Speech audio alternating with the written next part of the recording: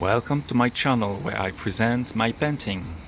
Today is another of my original creation. So this is the kind of painting I do with needles. I put the painting in the needles and I throw the painting on the canvas.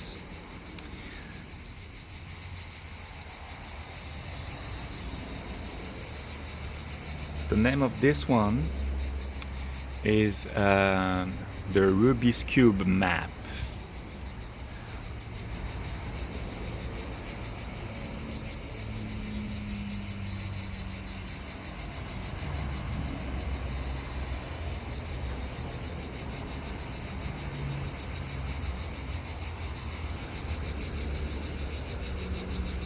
Here a closer look.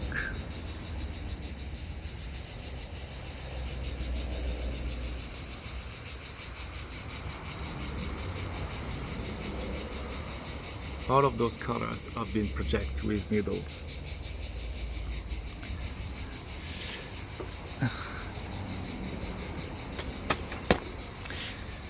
In French, le plan du Rubik cube.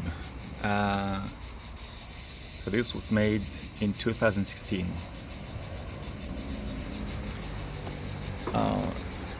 I found out later that the Ruby is not spelling like this, but anyway.